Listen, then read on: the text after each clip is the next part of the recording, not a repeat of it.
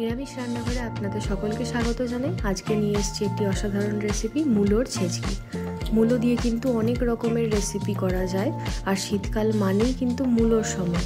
আমি আবার এই মূলোর পাতাগুলোকে বা মূলোর শাককে সরিয়ে রেখে আলাদা করে কিন্তু চচ্চড়ি রান্না করি, সেটাও খেতে খুবই ভালো লাগে। মূলোর অনেক রকম রান্নার মধ্যে আজকে মূলোর ছেচকি করব, আরেকদিনকে আপনাদের মূলোর আরও অন্য রান্না করে দেখাবো। শীত প্রায় শেষের দিকে, তাই মূলোর সিজনও কিন্তু প্রায় শেষের দিকে। প্রথমে আমি এই শাকগুলোকে সরিয়ে নিচ্ছি আলাদা করে, এই দিয়ে আমি আলাদা করে চচ্চড়ি রান্না করব। আমি শুধু মূলোগুলো ব্যবহার করে নেব ছেচকি রান্না করার জন্য। আমি 2-3 জনের পরিমাণ রান্না করছি, তাই জন্য আমার 2টো মূলো দিয়েই হয়ে যাবে। মূলোগুলো খুব বড় সাইজের। প্রথমে গোড়াগুলো এবং লেজাগুলোকে কেটে নেব, এরপরে এরকম গোল গোল করে একটু পুরু রেখে আমি মূলোগুলোকে কেটে নেব। ছেচকি রান্নার জন্য কাটাটা কিন্তু খুব ইম্পর্টেন্ট। কীভাবে আমি কাটছি একটু দেখে নেব।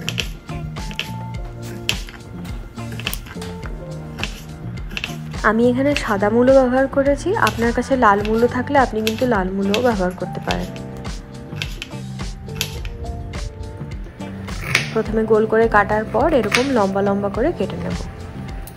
এই কাটিংটা হবে ছেচকির কাটিং। আবার এই গোল গোল করে ভেজে কিন্তু মূলোর গোল ভাজাও খাওয়া যায়, সেটাও কিন্তু খুব ভালো লাগে খেতে।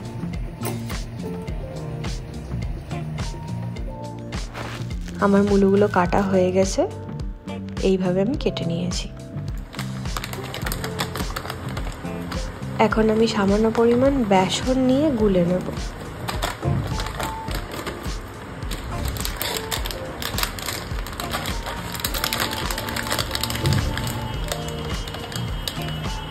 বেসনে আমি সামান্য কসুরি মেথি দিচ্ছি। প্রত্যেকটা ঘরে এই রান্না করার একটা নিজস্ব স্টাইল থাকে। আমার ঘরে আমি মূলোর ছেচকি যখন করি, আমি চেষ্টা করি একটু বেসনের বড়া বা ডালের বড়ি থাকলে তাতে দিয়ে দিতে। আমার কাছে এখন ডালের বড়ি ছিল না, তাই ভাবলাম একটু বেসনের বড়া বানিয়ে ছেচকিতে দিয়ে দেবো। আপনিও এইভাবে করে দেখবেন। একদম প্লেন ছেচকি খেতে তো ভালো লাগেই, কিন্তু এইভাবেও খুবই ভালো লাগবে।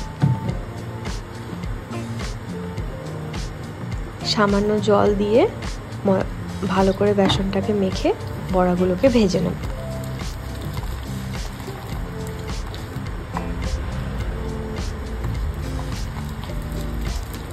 বেসন মাখার সময় ধ্যান রাখবেন যেন কোনোভাবেই গুটলি না পেকে থাকে।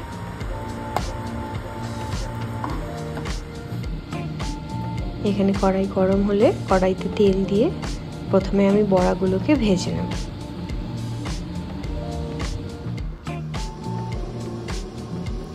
যেহেতু খুব অল্প পরিমাণই মূলোর ছেচকি, তাই জন্য খুব বেশি সাইজের বড় সাইজের আমি বড়া করছি না। ছোট্ট ছোট্ট যেরকম ডালের বড়ি হয় ওই রকম মাপের কিন্তু আমি বড়াগুলো এখানে করে নিচ্ছি।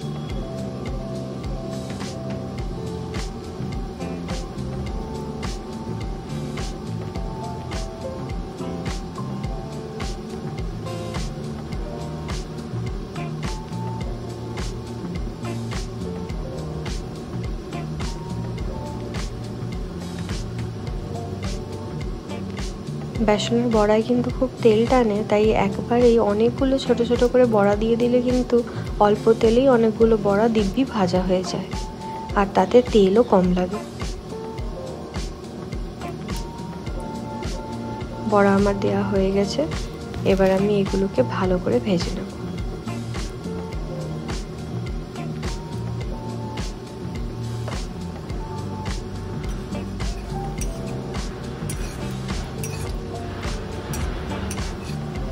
ঠিক ডালের বড়ি যেরকম লাগে সেরকম মতনই কিন্তু লাগবে এটা।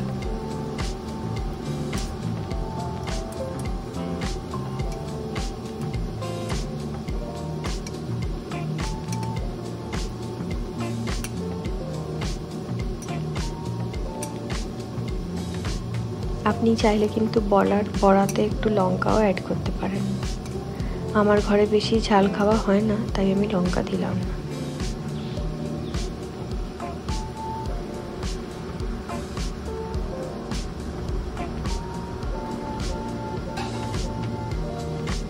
বড়াগুলো কিন্তু আমার প্রায় ভাজা হয়ে গেছে।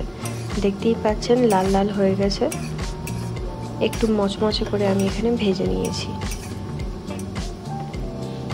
এবার আমি বড়াগুলোকে অল্প অল্প করে তুলে নেব।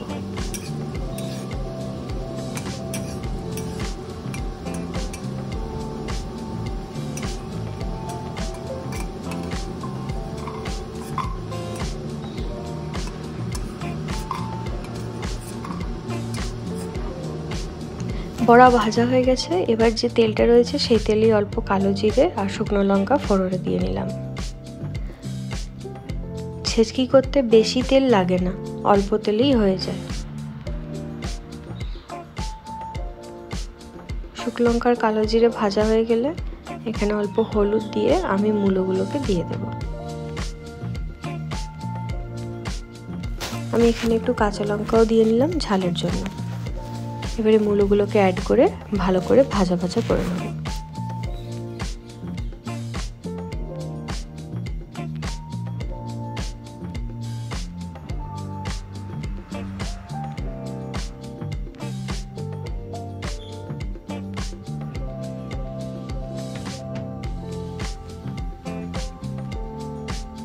নুন কিন্তু নিজের স্বাদ মতো বা পরিমাণ মতো ব্যবহার করবেন।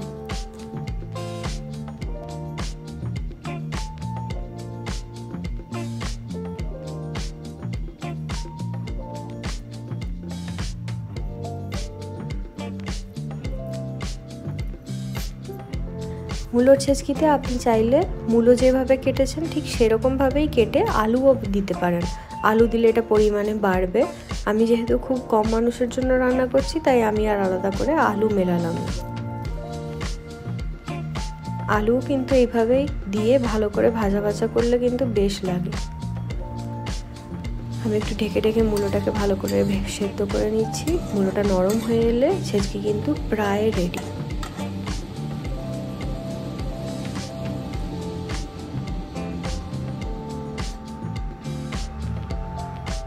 মূলোগুলো কিন্তু প্রায় ভাজা ভাজা হয়ে গেছে এবং নরম হয়ে গেছে। এই পর্যায়ে আমি বড়িগুলোকে মিলিয়ে নিলাম।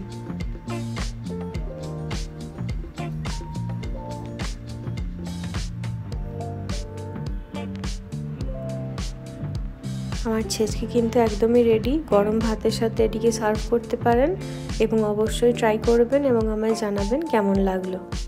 ভিডিওটি ভালো লাগলে চ্যানেলটিকে লাইক, শেয়ার ও সাবস্ক্রাইব করে সাপোর্ট করবেন।